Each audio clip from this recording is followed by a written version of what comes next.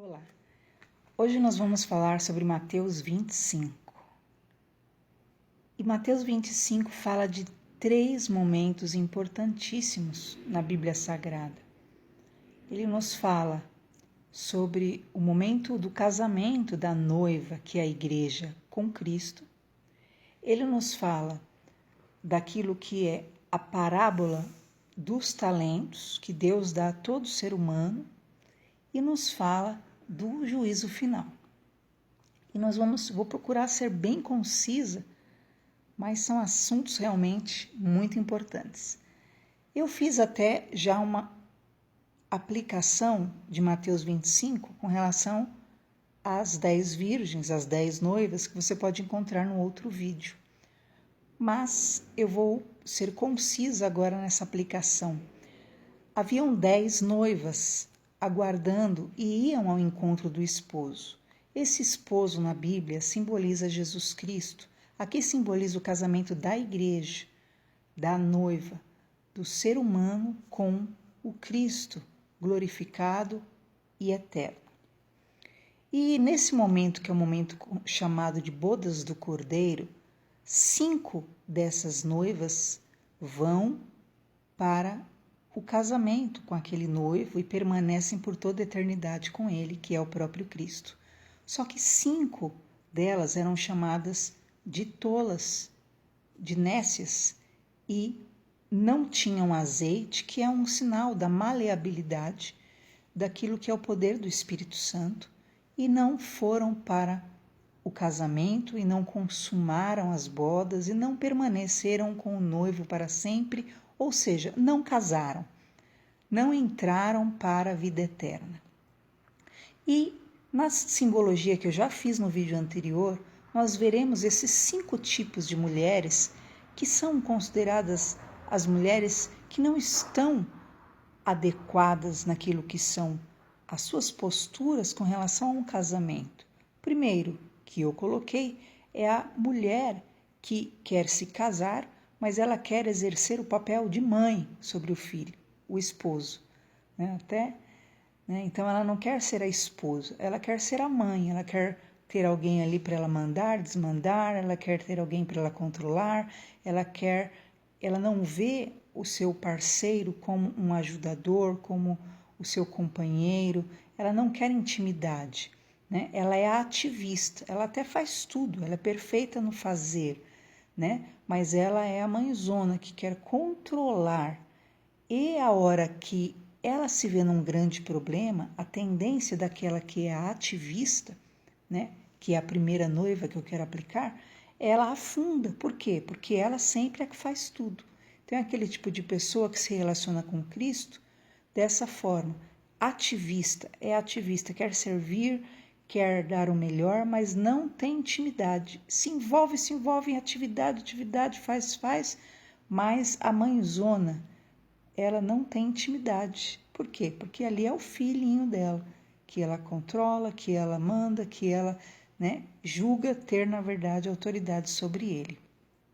Quando está numa grande luta, esse tipo de relacionamento de pessoa com Cristo tende a entrar e afundar, entrar realmente num dano muito grande emocional. Por quê? Como ela não vê Cristo como seu supridor, como seu ajudador, como seu salvador, ela é aquela que é ativista, então ela não consegue esperar nada de Cristo, porque ela não vê, na verdade, como o seu Deus, o seu esposo, o seu marido. Ela o vê, como vou dizer, o menino Jesus, a quem ela serve. Já viu as pessoas que até hoje veneram o menino Jesus? E, na verdade, na prática, é isso que ocorre com a pessoa que se relaciona com Jesus, mas não da forma adequada. O segundo tipo é aquela tipo de noiva que se relaciona com Jesus como a filha, Só quero a filha, só vem a nós, Então o filho, ele não pensa muito nas responsabilidades. Ele quer que o pai lhe dê, ele quer tudo pronto, ele quer tudo na mão, Ele quer receber, mas também não há intimidade. Então perceba que aqui nós estamos falando da noiva, A noiva e Cristo como nós, como igreja, devemos nos relacionar com Cristo. Não é só os filhinhos, né, que querem tudo na mão, que não têm responsabilidade de nada, que não querem intimidade. Filho não tem intimidade. É igual mulher quando casa e ela se julga a filhinha do marido. Então o que ela vai fazer?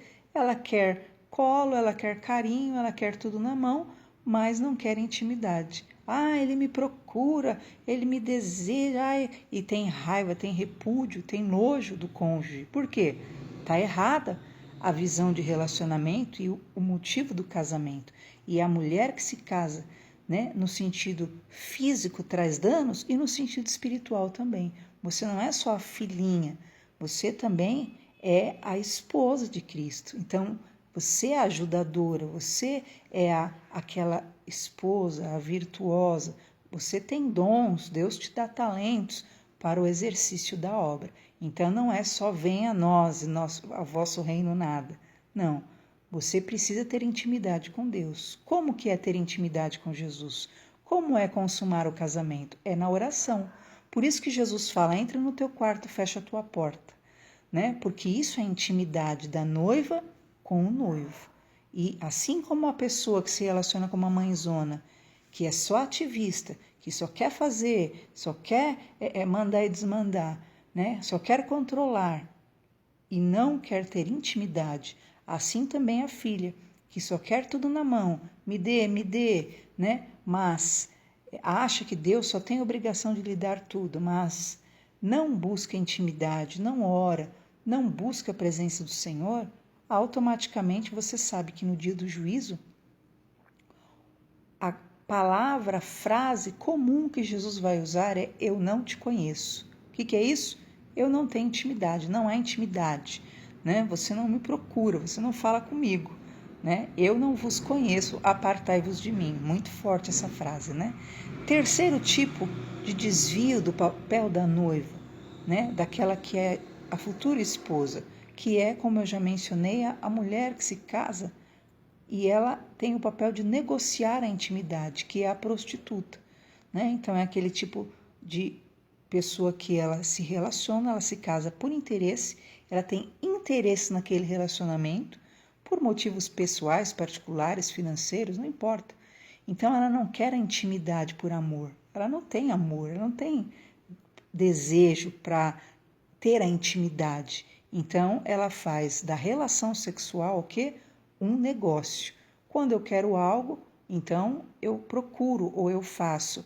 Quando eu quero um dinheiro, quando eu quero que faça a minha vontade, então é a relação homem-mulher, casada, embora casou, mas se casou não como esposa, mas como essa visão de prostituta que vai fazer quando lhe convém e usa o sexo como arma de manipulação. Eu já mencionei isso no vídeo passado.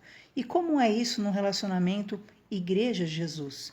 É o que 70% das pessoas fazem, infelizmente. Negociam a intimidade com Jesus. Ah, eu vou orar porque eu quero a vitória no meu emprego. Eu vou orar porque eu quero que meu filho seja curado. Ah, eu vou na igreja porque eu quero a bênção. E não é que vai por intimidade, não é que busca por amor. Lembra da parábola dos 10 leprosos, né? Só um voltou e agradeceu? Essa é a realidade do mundo. Infelizmente, assim como nos casamentos também nós vemos muito isso há anos.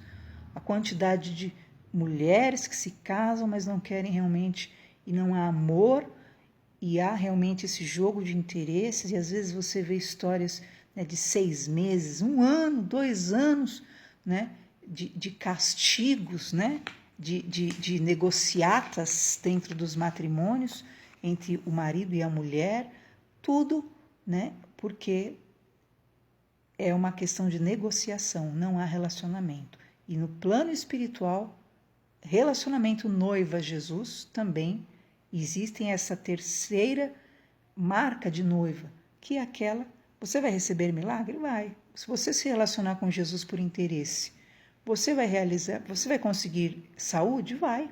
Você vai conseguir pão? Vai. Você vai ver que Jesus dizia para aquele povo, eles estão aqui atrás do pão, não é por causa de mim.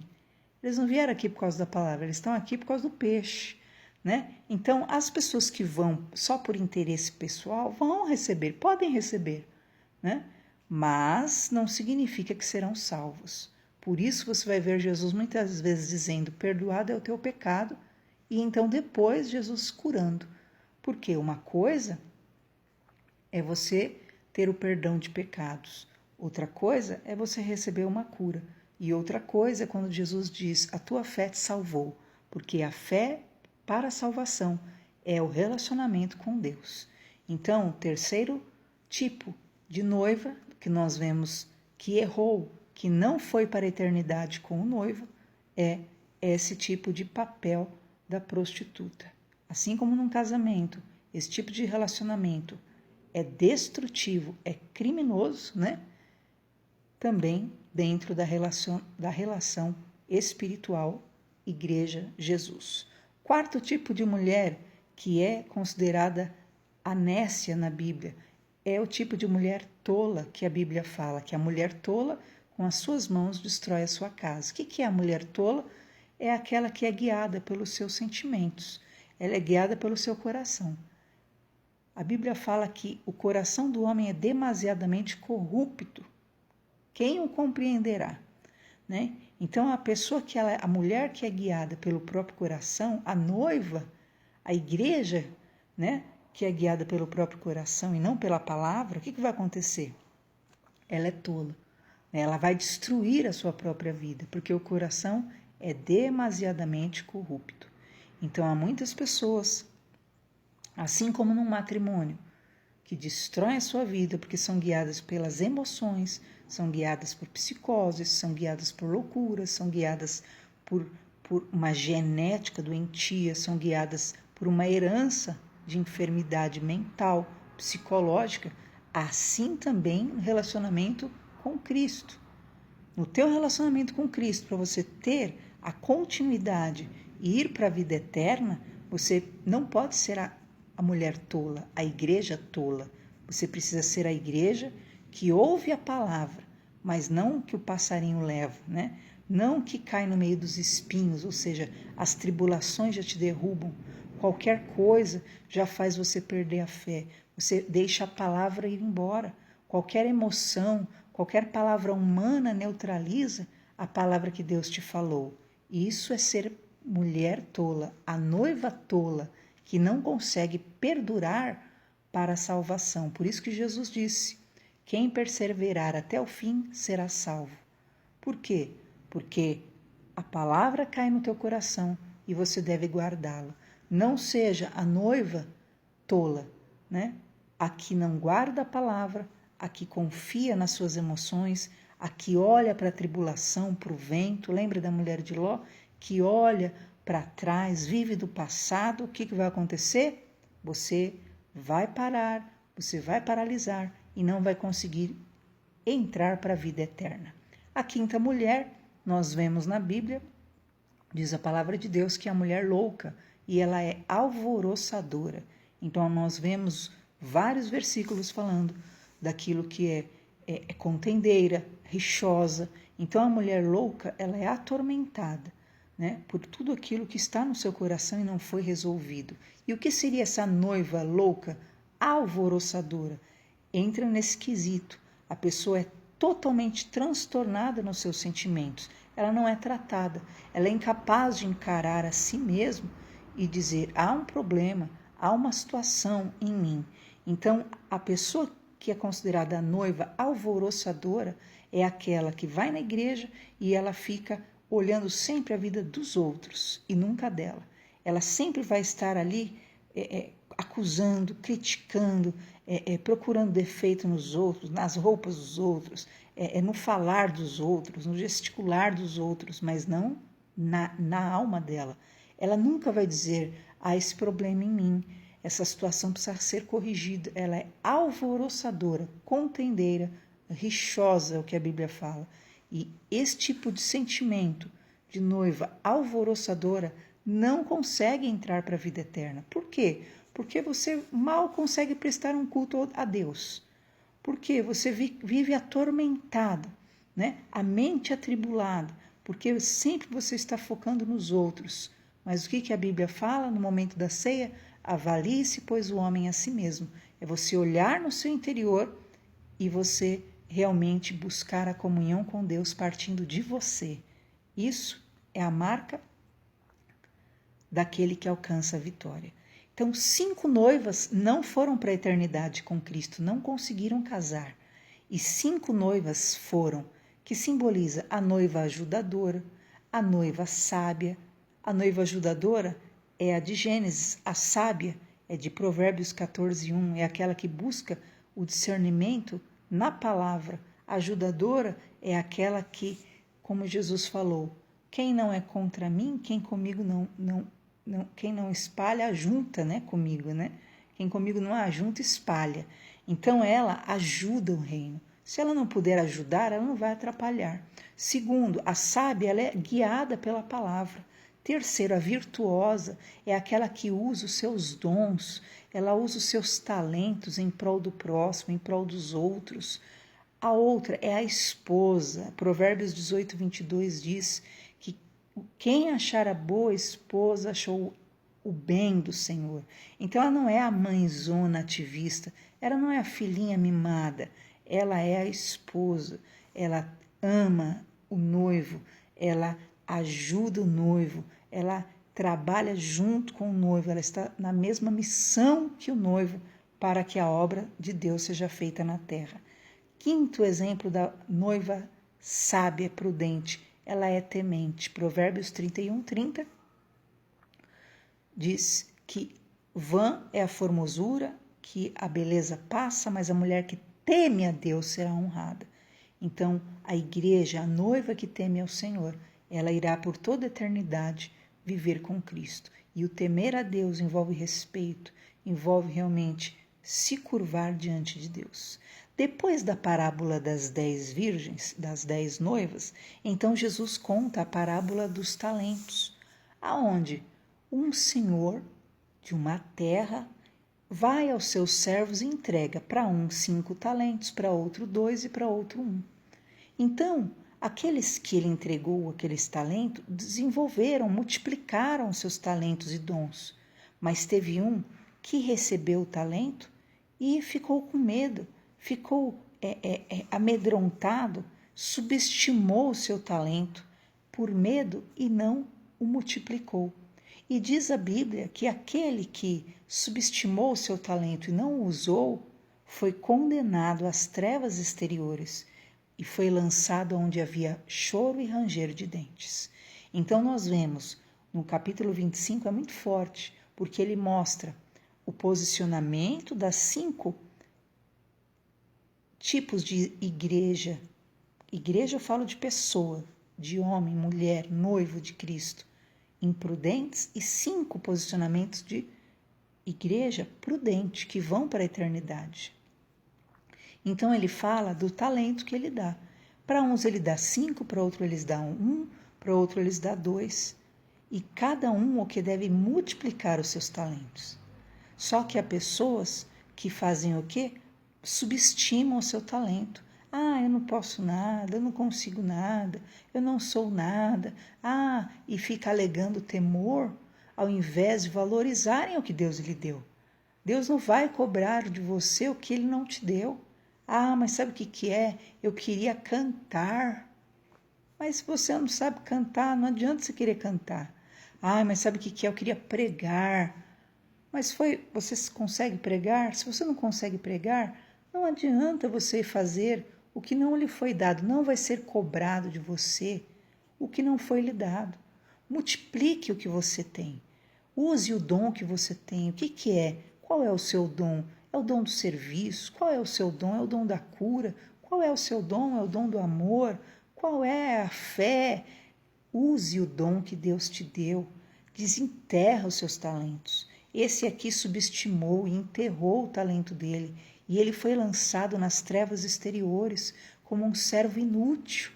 Sabe por quê? Porque ele subestimou o que Deus lhe deu. Então não fique olhando para a vida das pessoas.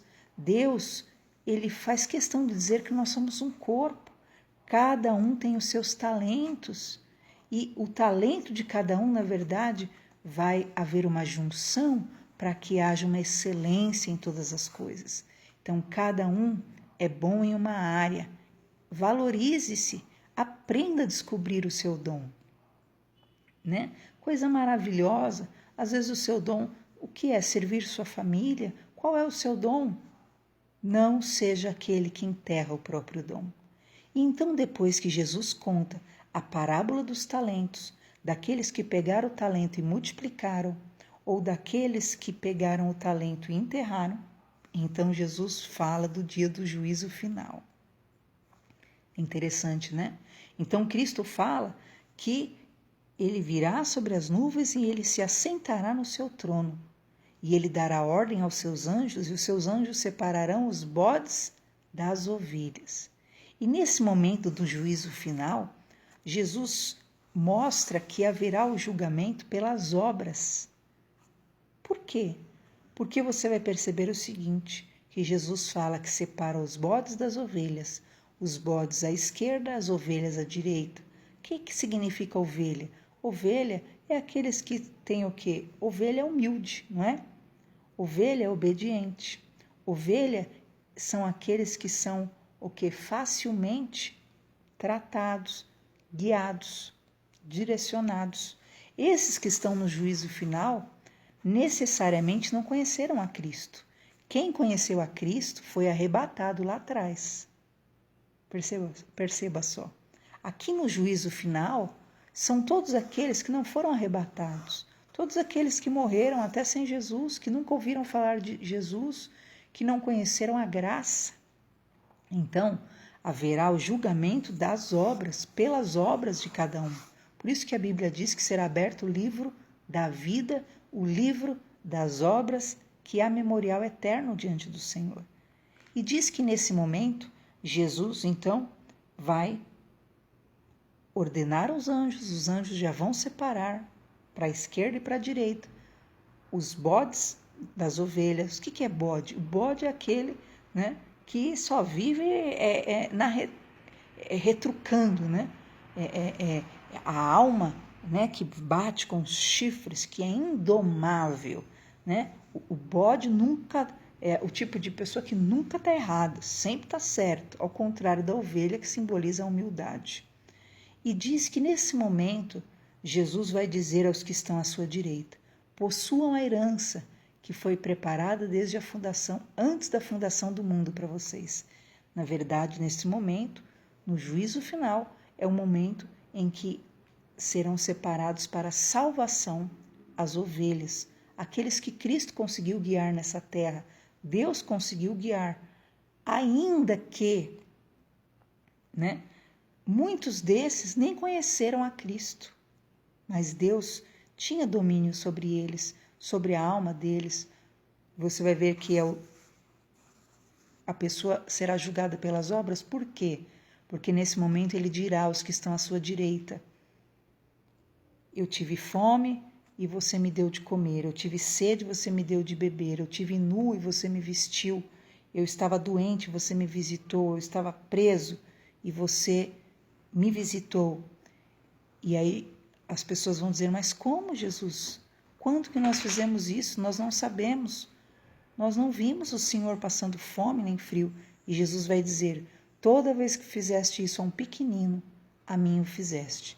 Então ele diz: por isso, recebam a herança preparada para vocês. E essas pessoas serão salvas. E à esquerda, Jesus vai dizer para aqueles que são os bodes, né, que são os duros, que não se deixaram guiar por Deus, pelo Espírito Santo de Deus, pela bondade divina, pelo amor divino, pela misericórdia divina, né? Jesus vai dizer a esse: eu tive fome e você não me deu de comer, eu tive sede e você não me vestiu, você não me deu de beber, eu tive nu, você não me vestiu, eu estava doente, você não me visitou, eu estava prisioneiro, você não me visitou. E aqueles bodes que estão à esquerda vão dizer: quando, Jesus, que nós te vimos assim, com fome ou com sede, ou nu e não te ajudamos? E Jesus vai dizer: toda vez que você não fez a um pequenino, você não fez a mim. Por isso, apartem-se de mim, malditos, para o fogo eterno, preparado para o diabo e seus anjos. Perceba que no juízo final, o julgamento ocorrerá pelas obras. Daí a importância de não só, ter fé, mas ter obra, porque fé sem obras é morta.